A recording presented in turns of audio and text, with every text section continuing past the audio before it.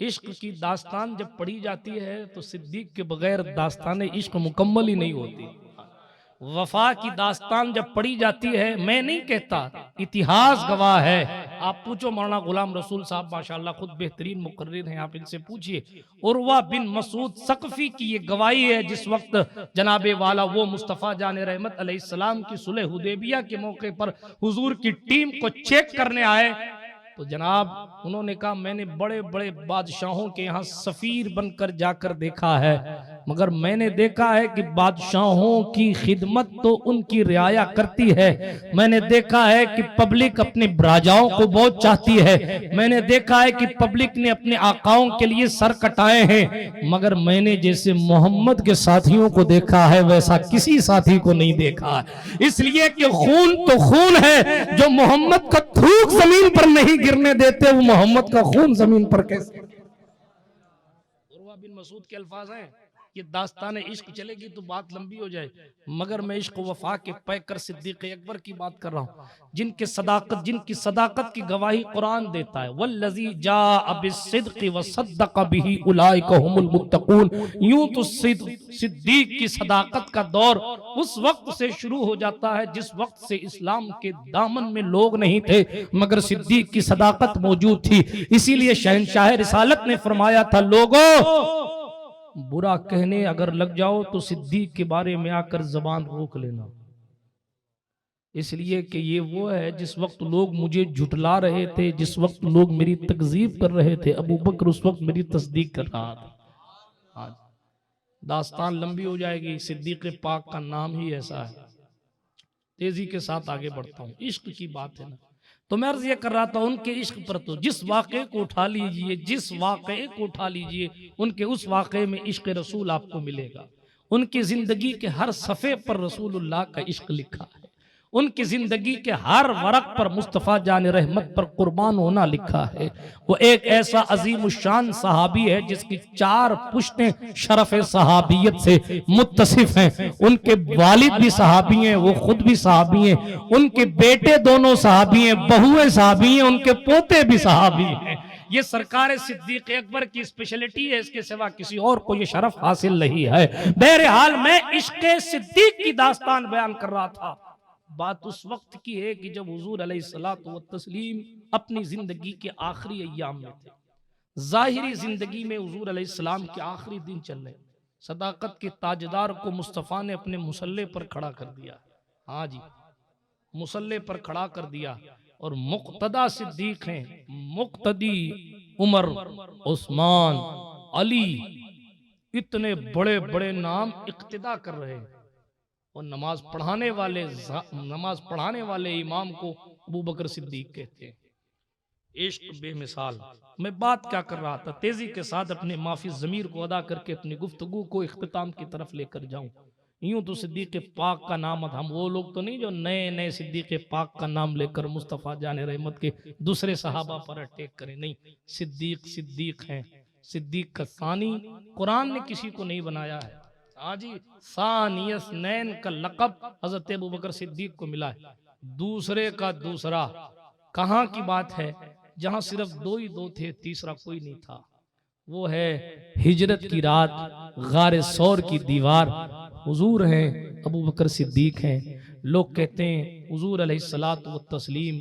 अच्छा, लोग की बात छोड़िए, बात तो ये है जब हजरत गौसे पाक 500 साल बाद आकर ये कहते हैं, ये फरमाते हैं कि मेरे पास इतने राज हैं। गौस पाक अब्दुल कादिर जिलानी कहते हैं, अगर मैं अपने राज को समंदर पे डाल दूंगा तो सारा पानी खुश्क हो जाएगा, है ना भाई, मशहूर सी बात है। गौस पाक फरमाते हैं मैं अगर अपने राज को पहाड़ पे डाल दूंगा तो पहाड़ रेजा रेजा हो जाए। जिसको लुआबे दहन से बरकत मिली है, जब उसके पास इतने राज हैं तो जो गार में अकेला साथ था उसके पास कितने राज होंगे।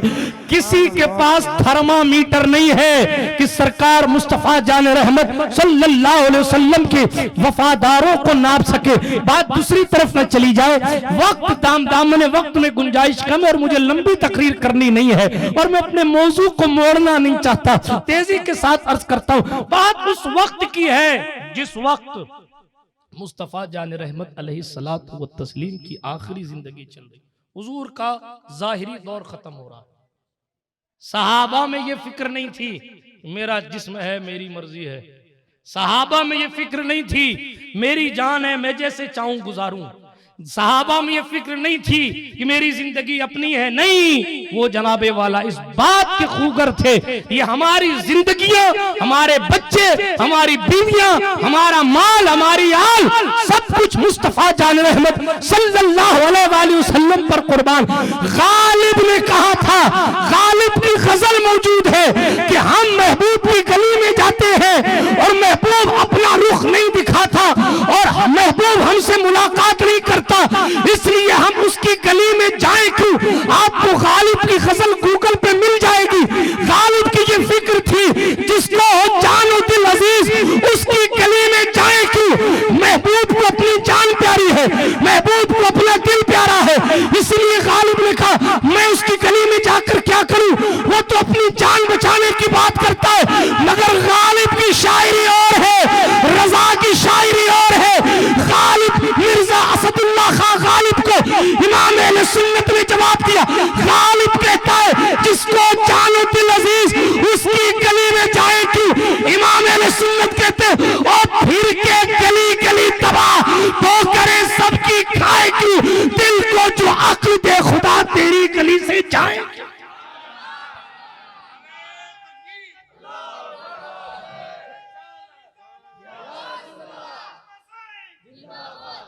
जनाब वो उसका दुनियावी इश्क है, वो कहता है साहब उससे तो जान प्यारी है, मैं उसकी गली में क्यों जाऊं। आला हज़रत ने कहा उसे दिल तो दे दे जिसकी गली से दोबारा कहीं और जाने की जरूरत ही नहीं पेश।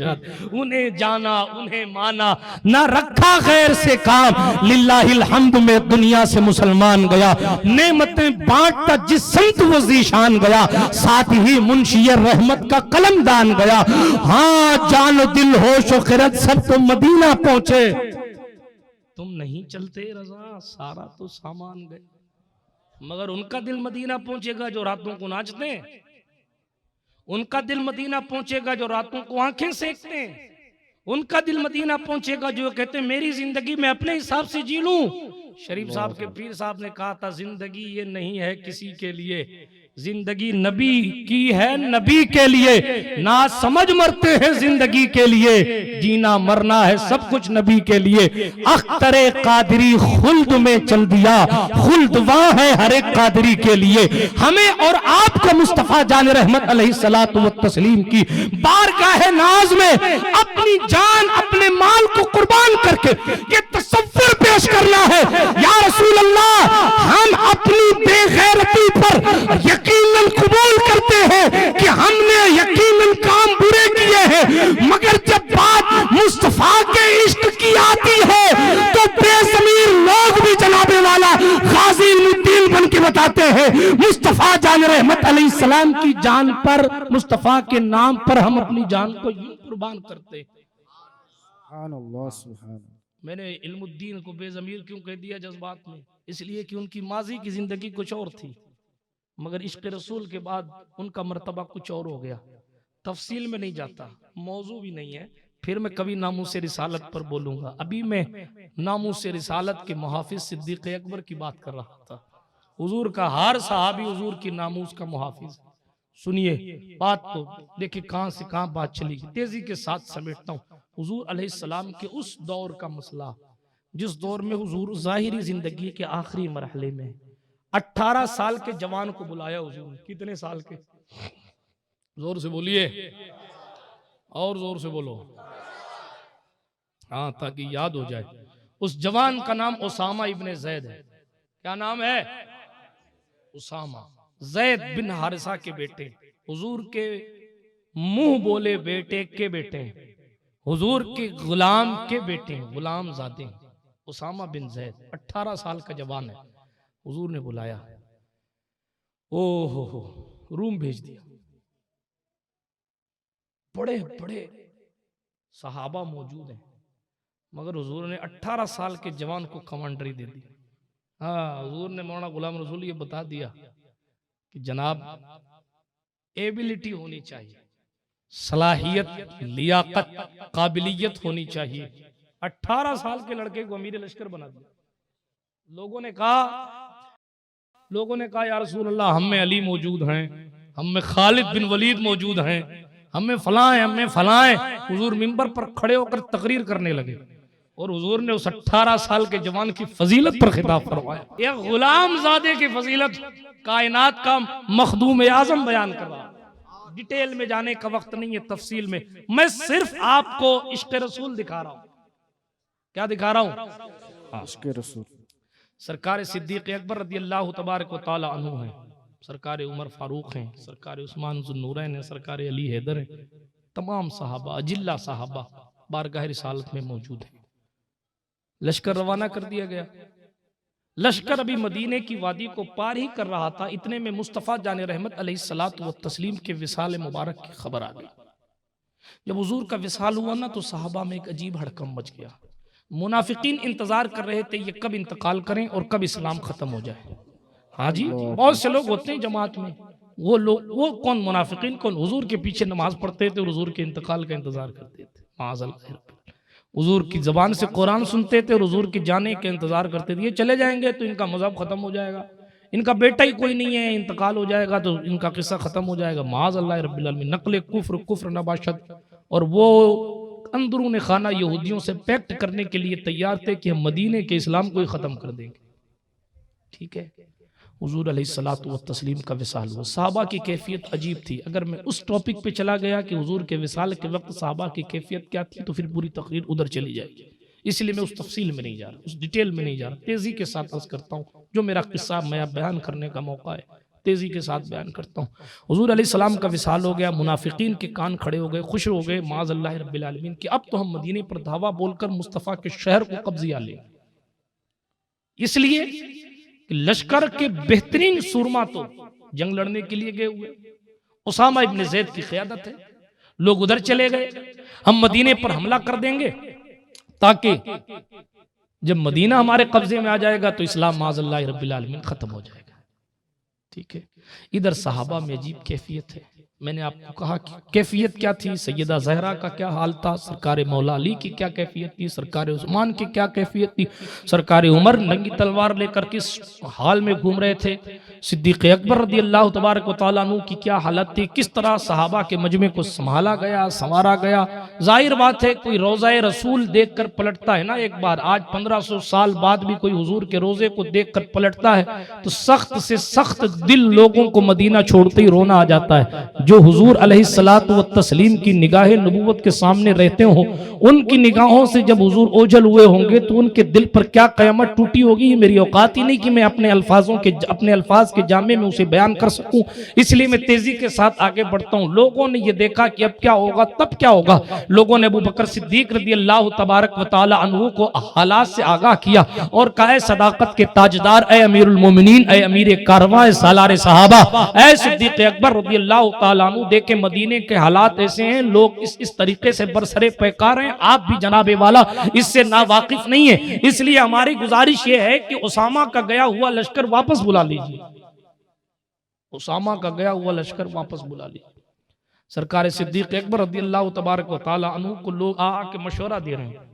सहाबा की दूसरी जमात है, खुद अली हैदर कर्रार करमल्लाहु वजहुल करीम हो, या बहरहाल किसी का नाम बिलखुसूस नहीं लिखा है, तमाम सहाबा ने सरकार सिद्दीक अकबर रज़ी अल्लाह तआला अन्हु को मशवरा दिया कि उसामा इब्न ज़ैद के लश्कर को बुला लें, क्योंकि हमारे जंगजू सिपाही उनके पास है। खुदा न खास्ता अगर जमीन पर जंग होती है और लोग मदीने पर हमला करते हैं तो हम जो है वो अपना डिफेंस करने के लिए तो सिपाही नहीं रखते हैं, हम किस तरीके से जो है उनका डिफेंस करेंगे और उनसे लड़ेंगे। सरकार सिद्दीक अकबर सबकी बात सुनते रहे, यहां तक कि अमीर लश्कर उसामा बिन ज़ैद भी मदीने की वादी से वापस मदीना आ गए और पूरा लश्कर वहीं छोड़ के आए और खुद आ गए और सरकार मुस्तफा जान रहमत अलैहिस्सलातु व तस्लीम की जिस जसद अक़दस को सलामी पेश करके सिद्दीक अकबर से कहने लगे, या सरकार अबू बकर, अगर आपकी इजाजत हो तो मैं भेजा हुआ हुजूर का लश्कर वापस ले आऊं ताकि मदीने के हालात खराब हो तो हम जनाब उनसे लड़ाई कर सके। सरकार सिद्दीक अकबर खामोश है। अब बारी आती है उस जात की जिसको उमर बिन खत्ताब कहा जाता है, जिसका लक़ब यह है रायहू मुवाफ़िक़न बिल वही वल किताब, जिसकी राय वही इलाही की मुवाफ़िक़ हुआ करती है। उनकी शान ऐसी थी सरकार उमर फारूक आज़म की कि सरकार उमर हुजूर की अज़वाज मुतहरात के लिए हुजूर से कहते या रसूल अल्लाह, सबकी बीवियां तो सबकी बीवियां हैं, आपकी बीवियों को दूसरे ना देखें, इसके लिए कुछ पर्दा होना चाहिए। अभी उमर फारूक ये जुमले अदा करके जाते हैं, 7 आसमान के ऊपर से जिब्रील अमीन पर्दे की आयत लेकर आ जाते हैं। ये अजान अल्लाहु अकबर अल्लाहु अकबर अल्लाहु अकबर अल्लाहु अकबर अशहदु अल्ला इलाहा इल्लल्लाह अशहदु अल्ला इलाहा इल्लल्लाह अशहदु अन्ना मुहम्मद रसूलुल्लाह अशहदु अन्ना मुहम्मद रसूलुल्लाह हय्या अलस सलाह हय्या अलस सलाह हय्या अलल फलाह हय्या अलल फलाह अल्लाहु अकबर ला इलाहा इल्लल्लाह। ये जो अजान के कलिमात हैं, पहले अजान इस तरह नहीं दी जाती, पहले ऐलान होता अस्सलातु जामिअतुन, सूरज देख लिया लोगों ने, ऐलान होता जमात खड़ी होने वाली आ जाओ, नमाज जमा होने वाली आ जाओ। मशवरा हुआ सहाबा में कैसे बुलाया जाए, तो किसी ने कहा नगाड़ा बजाओ, किसी ने कहा ढोल बजाओ। जी हुजूर की सीरत पढ़िए, सबने अपने अपने मशवरे दिए कि इस तरीके से अजान के लिए बुलाया जाए। हुजूर की शान ये वो मशवरा लेते, कानून तो 7 आसमान ऊपर से आता है मगर फिर भी मशवरा लिया जाता है, ये जनाब हुजूर की सुन्नत है। ठीक है, हुजूर मशवरा लेते रहे। एक दिन ऐसा आया कि हज़रत बिलाल हबशी ने ख्वाब आकर सुनाया कि मैंने ये कलिमात ख्वाब में देखे, ये कलिमात ख्वाब। हुजूर ने फरमाया जाओ काबे के साए में और खड़े होकर, या जाओ मस्जिद नबवी के हाथे में और खड़े होकर पढ़ने लग जाओ अल्लाहु अकबर अल्लाहु अकबर। हजरत बिलाल ने अजान देना शुरू की तो उमर बिस्तर से उठे हुए भाग गया, अपनी चादर को लपेटते हुए घसीटते हुए हजरत उमर फारूक आए। चादर घसीटने का मतलब क्या है? रावी जहां ये बयान करता है कि चादर घिसट रही थी, वहां ये बताना चाहता है कि आने वाला बड़ी जल्दी में था। सरकार उमर फारूक आजम जल्दी जल्दी बारगाह रिसालत पाक में हाजिर हुए। या रसूल अल्लाह, कसम उस जात वहदहू ला शरीक की जिसके कब्ज़े कुदरत में मेरी जान है, मैंने इन्हीं कलिमात को रात को ख्वाब में देखा है। हुजूर फरमाते उमर बात ठीक कहता है, ये अजान के कलिमात अल्लाह ने दिए हैं और बिलाल ने भी देखा, तूने भी देखा। अब से यहाँ अजान का सिलसिला शुरू हो। सुभान अल्लाह सुभान अजान का बैकग्राउंड। अब सरकार उसामा ने भी आके कहा हज़रत लश्कर बुला लो। हज़रत उसामा खामोश। उमर बिन खत्ताब ऐसी जात जिसकी राय पर अल्लाह का कुरान उतर जाता था। आप सोचकर सुनकर हैरत करेंगे, तकरीबन 20 या 22 आयतें ऐसी हैं कुरान की जो उमर के मशवरे के मुताबिक नाजिल हुई। इधर उमर मशवरा देते, उधर कुरान आ जाए। क्या बेहतरीन, क्या सटीक उनकी राय थी, मगर सिद्दीक है।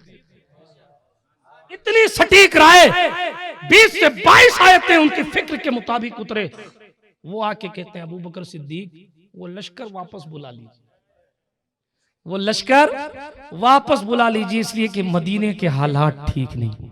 जब लास्ट पिलर उमर ने भी अपनी जबान के जरिए अपने अल्फाज को इस तरह सिद्दीक पाक की खिदमत में पेश किया तो सदाकत का ताजदार खड़ा हो। अक्ल ये कहती थी कि लश्कर बुला लिया जाए, क्योंकि अगर मदीने में इस्लाम खत्म हो जाएगा तो रूम लेकर क्या करेंगे, मदीने में इस्लाम खत्म हो जाएगा तो जनाब ईसाइयों के इलाके लेकर क्या करेंगे।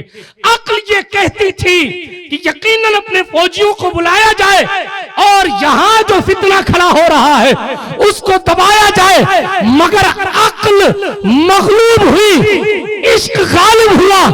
इश्क वफा का पैकर मिंबर रसूल पर खड़े होकर कहता है, आए गिरोहे सहाबा, मैं अबू बकर अबू कुहाफा का बेटा इतनी औकात नहीं रखता कि जिस लश्कर को मुस्तफा आगे बढ़ाए अबू बकर उसे पीछे ले ले।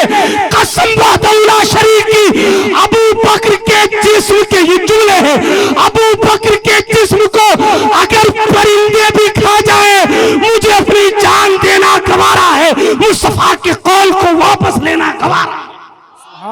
सुभान अल्लाह, नारे तकबीर, नारे रिसालत, शहजादा गौसे आजम सैयद नूर पाक के नाम के नारे लगाए, साहबा की बात, सैयद नूर मियां की औकात के साथ क्या, मुस्तफा जान रहमत अलैहि तहियत व तस्लीम की शान, क्या उन्होंने अपना जानशीन बनाया है, किसको मुसल्ले पर खड़ा किया है। तारीख शाहिद है, अबू हुरैरा ने कहा था अगर सिद्दीक की जगह कोई और होता तो शायद इस्लाम का शीराज़ा बिखर जाता, इसलिए कि सब पर अक्ल का गलबा था, मगर इश्क मुस्तफा के पैकर में खड़े होकर कहा अक्ल अपनी जगह है, मगर अक्ल पर मैं अपने इश्क को गालिब रखता हूं। रिजल्ट क्या हुआ? उस 18 साल के जवान की क़यादत में ईसाइयों की धज्जियां बिखेर दी मुसलमानों ने। जब ईसाइयों की धज्जियां बिखेर दी मुसलमानों ने, जब ईसाइयत के लश्कर को पामाल कर दिया, जब ईसाइयत लर्जा बरंदाम हो गई, लोग इस खबर के इंतजार में थे कि लश्कर पलटेगा, हम जान जाएंगे कि मुसलमान खुद को कमजोर समझ रहा है, इसीलिए अपनी जमीन की हिफाजत कर रहा। मगर लश्कर पलटा नहीं। तो मुनाफिकों ने कहा जरा अब ये देख लें कि जहां लश्कर गया है वहां से क्या रिजल्ट आता है। अगर वहां ये हार जाते हैं तो हम मदीने पे धावा बोल देंगे, और जीत जाते हैं तो फिर देखेंगे। जब उन्हें खबर पहुंची कि 18 साल के जवान की क़यादत में दौड़ा दौड़ा के ईसाइयों को मारा गया, जब उन्हें खबर पहुंची कि एक एक ने कई कई के चीथड़े बिखेर दिए हैं, तो जनाब जो कलमा पढ़कर हुजूर की गुस्ताखी का तसव्वुर करते थे, उन्होंने अपना निफाक अपनी जेब में रखा। कहा जब दूर वालों को इतना पीटते हैं तो हम लोगों को कितना पीटे। जो लात के भूत कभी बात से नहीं मानते, कुछ लोग जबान से ठीक होते हैं, कुछ लोग हाथ से ठीक होते। उमर बिन खत्ताब और सैफुल्लाह खालिद बिन वलीद की शान स्पेशल क्यों है? सिद्दीक जबान से ठीक करते थे, उमर तलवार से ठीक करते थे, और मुस्तफा जान रहमत को हाथ पकड़ना पड़ता। उमर ठहर जा, खालिद ठहर, महमा ये पूछो उलमा, महमा या उमर ठहर, उमर ठहर, अरे ठहर ठहर जा, इसलिए कि तेरे जलाल की कैफ हमें भी कईयों को रोकना पड़ता है। तेरे जलाल की कैफियत से मुस्तफा जान रहमत अलैहि तहियत व तस्लीम की बारगाह में आने वाला मबहूत ना हो जाए। जनाब तू समझता है कि मुझे तुझसे गिला कुछ भी नहीं, मैं ये चाहता हूं कि तमाशा न बने। तू समझता है कि मुझे तुझसे गिला कुछ भी नहीं, बात दूसरी में चली जाए। इश्क रसूल के पैकरे अतम ने बताया, इश्क किसे कहते हैं? जान जानी थी, सब्र कर रहा हूं, जान जानी थी, जान हाथ पे लेके बैठ। क्या ये जुमला कहना कोई छोटा है कि मेरे जिस्म के चीथड़े बिखेर दिए जाए? मगर बात यह नहीं है कि मैं अपनी जान की हिफाजत करूंगा, नहीं, बात तो मैं हुजूर के कौल की हिफाजत करूंगा। हुजूर ने जिसे आगे बढ़ा दिया उसे पीछे नहीं लेंगे। जब सरकार सिद्दीक पाक का ये फैसला आया और इस्लाम का बिल्कुल जो है वो नक्शा बदल गया और मुनाफिकीन की ये आग ठंडी हो गई, तो सब ने सिद्दीक को सलामी देकर कहा, ऐ अबू बकर सिद्दीक, हमारे फैसले ठीक नहीं थे, आपका फैसला अपनी जगह ठीक था। जहां अक्ल काम करना बंद कर देती है वहां से इश्क का मैदान शुरू होता है। और ये तारीख शाहिद है कि अक्ल अगर गालिब आ जाए तो बंदा आशिक नहीं होता। हाँ जी, अक्ल ये कहती थी इब्राहिम आग है, कूदोगे तो जल जाओगे, मगर इश्क ये कहता था इब्राहिम आग ही तो है, नहीं कूदोगे तो आशिक कैसे बनोगे? बात समझ आ रही है? इश्क तो फिर इश्क होता है। इश्क ने कई कारनामे किए हैं, इश्क ने कई कारनामे किए, लेकिन उन लोगों को तो दिल न देना जो आपको महिला थाना में पहुंचा देते हैं। उन लोगों को तो दिल ना देना, उन लोगों को तो दिल ना देना, उन लोगों को दिल ना देना जिनको देख के जो है वो, जिनके साथ देखकर लोग आपको गालियां देने लग जाएं। उन लोगों को तो दिल ना दीजिए जिनके साथ देखकर आपकी बहन भी नाराज हो जाए। उन लोगों को दिल ना दीजिए जिनके साथ खड़े होना आप अपनी माँ के सामने भी शर्माएं। उसे दिल दीजिए कि जनाब जब भी उनका नाम आए तो दिल मचल जाए। उसे दिल दीजिए जो बेकरारों का करार है। उसे दिल दीजिए जिसके जलवे जहां आरा जैसा किसी का हुस्न नहीं। एक सहाबिया कहती हैं हुजूर अलैहिस्सलाम अराफात के मैदान में आकर खड़े हुए, हुजूर के दौर की खातून है, सहाबिया कहती हुजूर अलैहिस्सलाम अराफात के मैदान में आकर खड़े हुए। जब हुजूर अराफात के मैदान में आकर खड़े हुए, सहाबिया कहती मैंने हुजूर के चेहरे को तो नहीं देखा, हुजूर के पैरों को देखा था। वो क्या कहती मालूम? जिन्होंने देखा उनसे पूछें। हाँ, वो कहती मैंने कदमों को देखा, हदीस शरीफ है, कहती जब मैंने कदमों को देखा, खुदा शाहिद है मुद्दत गुजर गई मगर उन कदमों का नक्श मेरे सीने से नहीं जाता। जब तलवों का ये आलम है तो रुखे वद्दुहा की शान क्या हो। उन लोगों को दिल न दीजिए जो ब्यूटी पार्लरों की जीनत है। उन लोगों को हंसने की बात नहीं, हकीकत है ये उनकी। मैं ये नहीं कह रहा कि मियाँ अपनी बीवी से मोहब्बत ना करे, मैं सड़क छाप इश्क की बात कर रहा हूं।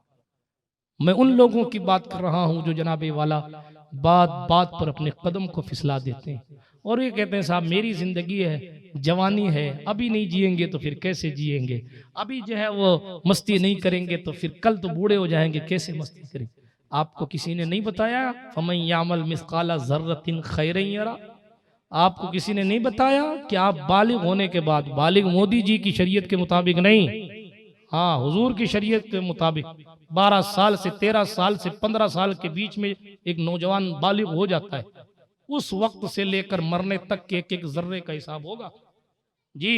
ये नहीं कि 21 साल तक कुछ भी करते रहो और उसके बाद 21 साल बाद बालिग, वो अलग कंडीशन उनकी। भारत के संविधान हमारे लिए काबिल एहतराम है, मगर हमारे लिए पहले मुस्लिम पर्सनल लॉ है, मुस्तफ़ा जान रहमत अलैहि तहियत व तस्लीम का कानून है, मुस्तफ़ा करीम रऊफ रहीम सल्लल्लाहु अलैहि वसल्लम का कानून, इसलिए कि हिंदुस्तान का संविधान भीमराव अंबेडकर ने बनाया है, मुस्तफ़ा जान रहमत जो संविधान लाए हैं वो खुद रहमान ने बनाया है, जिब्रील अमीन लाए हैं, मुस्तफ़ा ने ऐलान किया। इसलिए जनाब जब अम्बेडकर के दादा नहीं थे तब भी ये संविधान था, और जब जनाबे वाला हमारी औलादे नहीं रहेंगी तब भी ये संविधान रहेगा।